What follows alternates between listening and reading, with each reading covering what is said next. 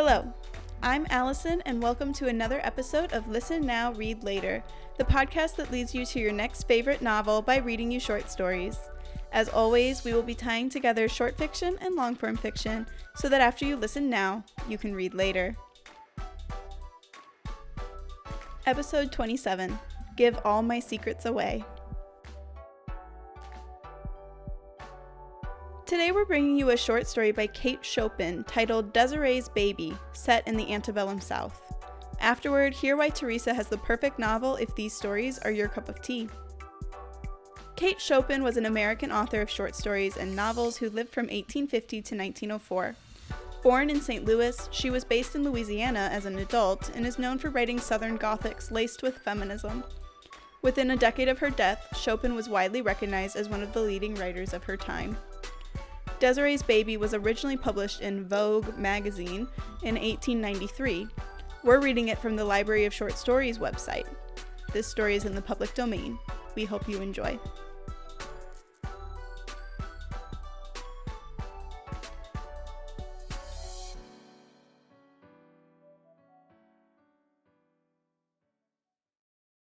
Desiree's Baby by Kate Chopin.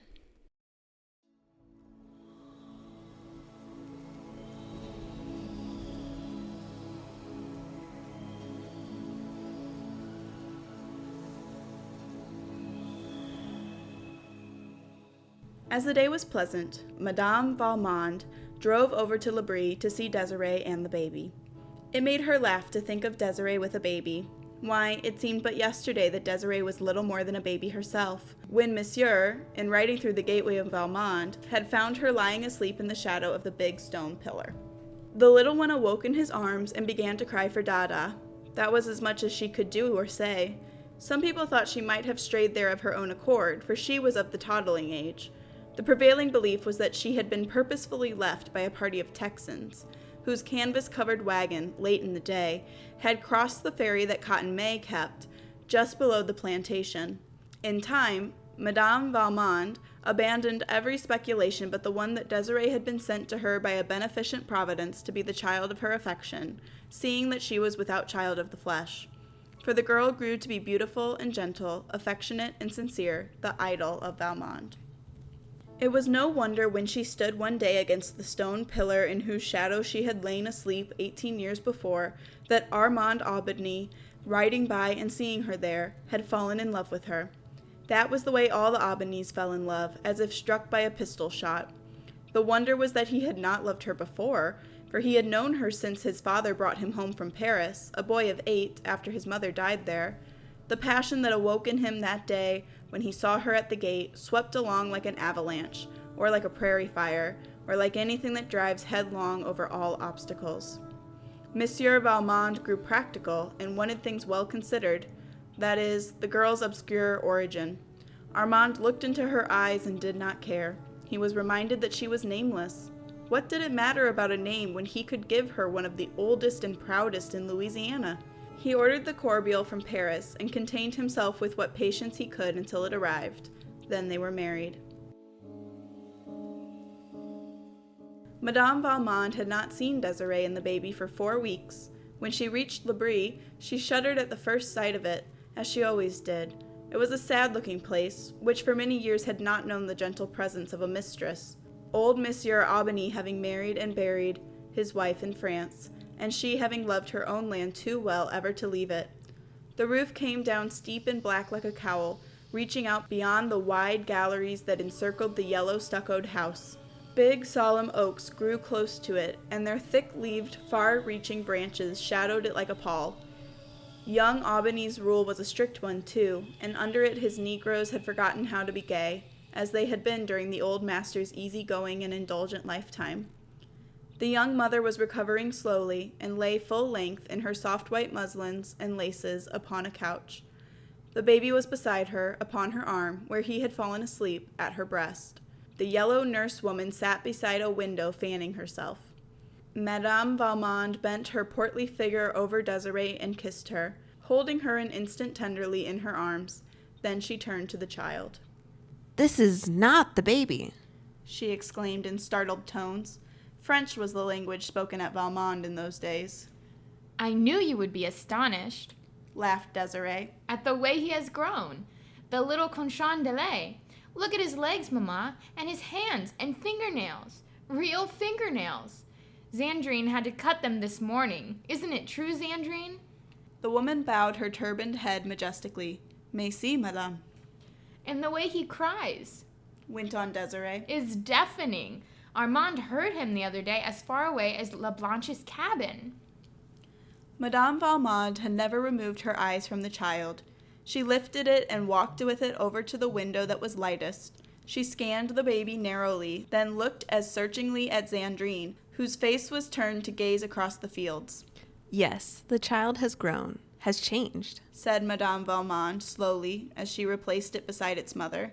What does Armand say? Desiree's face became suffused with a glow that was happiness itself. Oh, Armand is the proudest father in the parish, I believe, chiefly because it is a boy, to bear his name. Though he says not, that he would have loved a girl as well. But I know it isn't true. I know he says that to please me. And Mamma, She added, drawing Madame Valmont's head down to her and speaking in a whisper. he hasn't punished one of them. Not one of them since baby is born. Even Negrillion, who pretended to have burnt his leg that he might rest from work, he only laughed and said Negrillion was a great scamp. Oh, Mamma, I'm so happy, it frightens me. What Desiree said was true. Marriage, and later the birth of his son, had softened Armand Aubigny's imperious and exacting nature greatly. This was what made the gentle Desiree so happy, for she loved him desperately. When he frowned, she trembled, but loved him. When he smiled, she asked no greater blessing of God.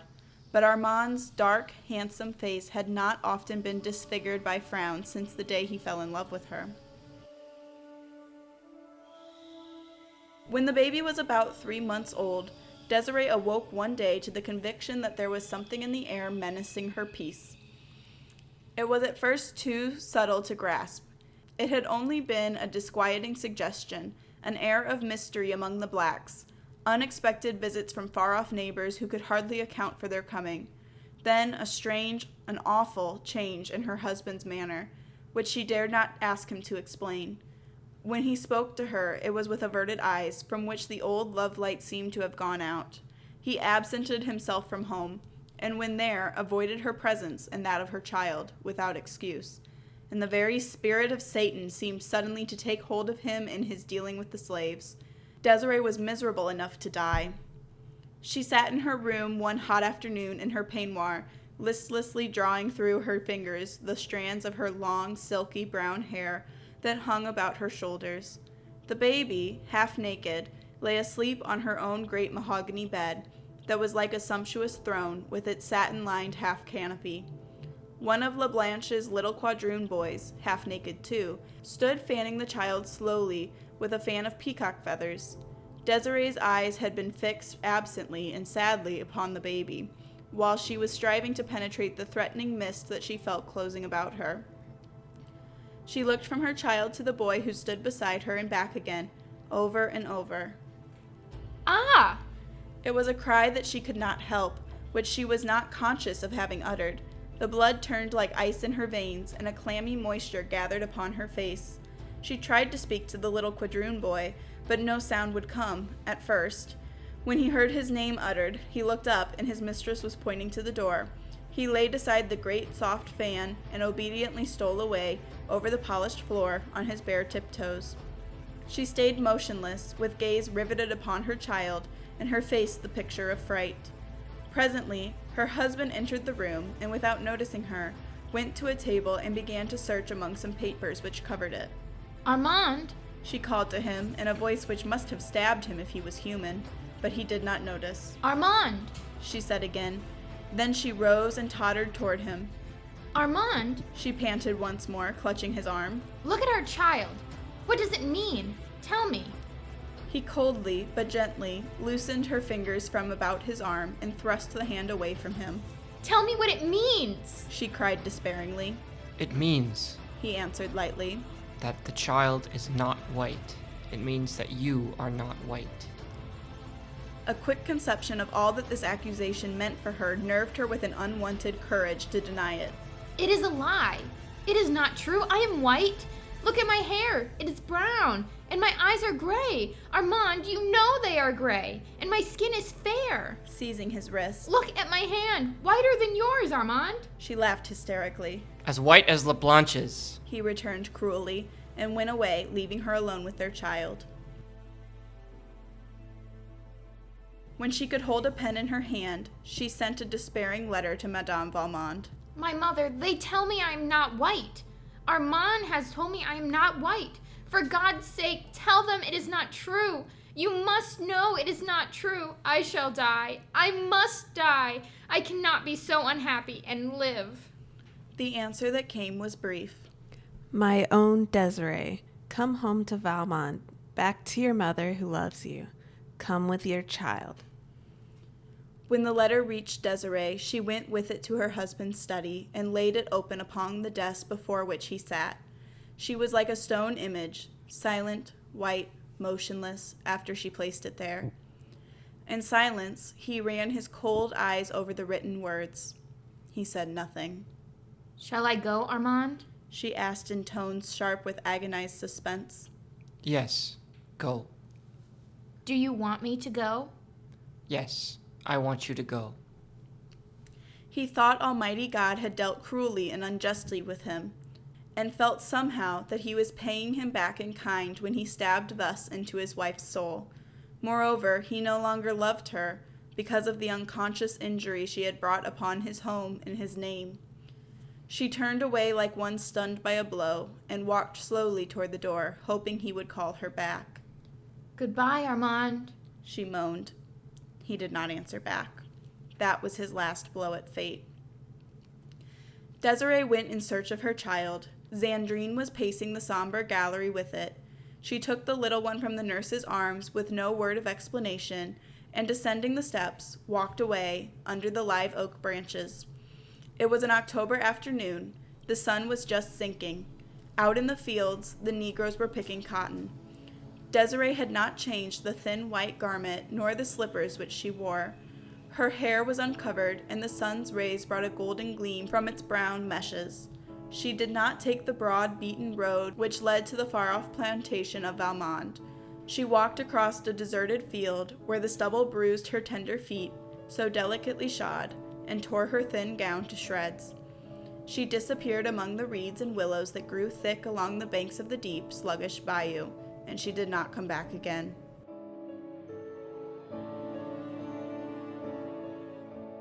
Some weeks later, there was a curious scene enacted at L'Abri. In the center of the smoothly swept backyard was a great bonfire. Armand Aubigny sat in the wide hallway that commanded a view of the spectacle, and it was he who dealt out to half a dozen Negroes the material which kept this fire ablaze. A graceful cradle of willow, with all its dainty furbishings, was laid upon the pyre, which had already been fed with the richness of a priceless layette. Then there were silk gowns, and velvet and satin ones added to these, laces too, and embroideries, bonnets and gloves, for the corbeille had been of rare quality. The last thing to go was a tiny bundle of letters, innocent little scribblings that Desiree had sent to him during the days of their espousal. There was the remnant of one back in the drawer from which he took them, but it was not Desiree's. It was part of an old letter from his mother to his father. He read it. She was thanking God for the blessing of her husband's love.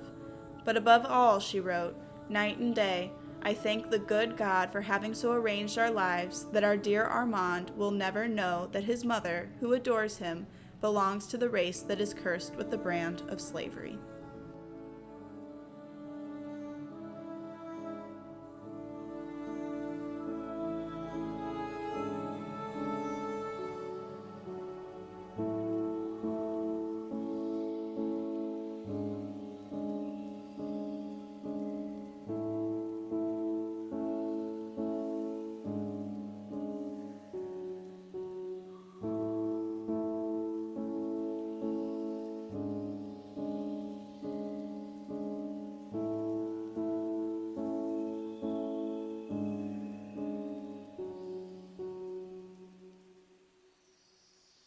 Now that you've listened, here's what to read later.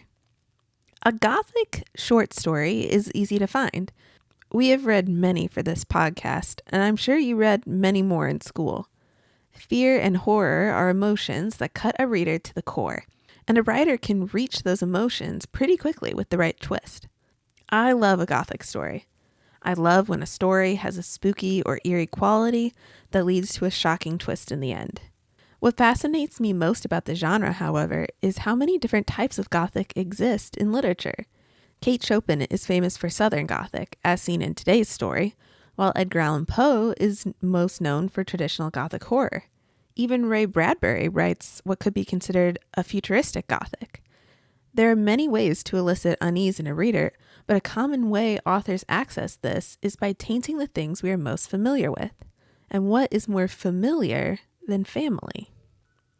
So if you love a story with a mysterious mood, if you appreciate the drama of knowing something is very wrong, if you like to know the depth of a character's darkest secrets, and if you know that there are always things hidden below the surface in a family, then you have to read Everything I Never Told You by Celeste Ng.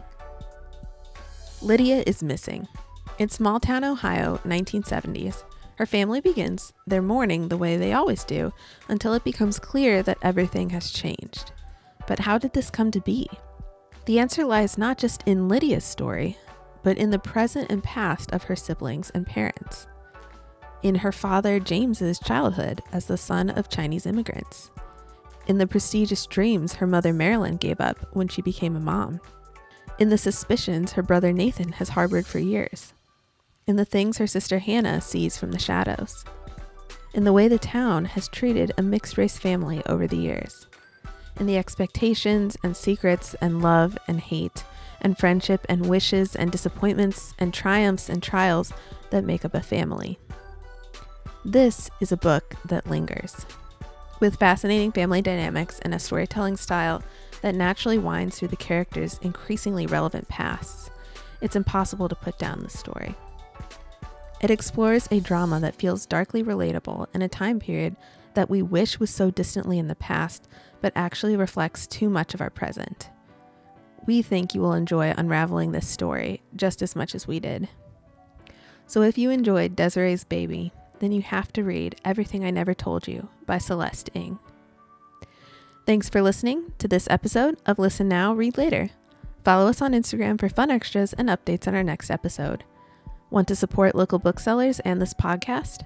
Buy Everything I Never Told You and any other books you like through our bookshop.org affiliate store. Now it's time for you to go read the book, and we'll catch you when you listen later.